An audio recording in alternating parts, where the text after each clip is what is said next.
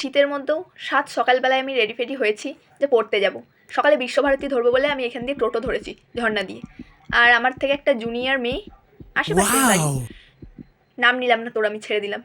দিয়ে ওকে আমি, ও একসঙ্গে ও হুশ করে হয়তো পড়তে যাবে বলে উঠেছে টোটোতে।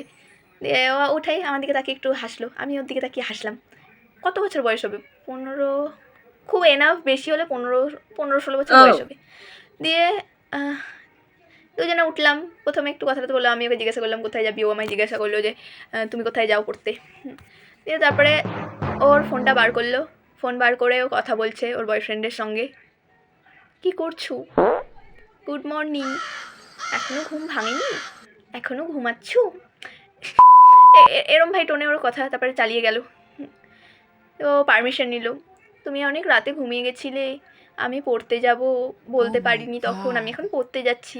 তো ওই দিক দিয়ে কী বললে, আমি অত আমি শুনি নাই ভাই, লোকের কথা আমি শুনি না।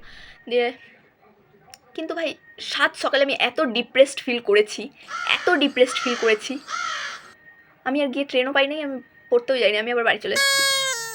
এরম আমার পাশে বসে প্লিজ কেউ এরম ডিমোটিভেট করবে না আমাকে। অনেক মোটিভেশন নিয়ে সকালবেলা উঠে আমি পড়তে যাচ্ছিলাম, ট্রেনও পাইনি, বাড়ি চলে আসতে হয়েছে আমার।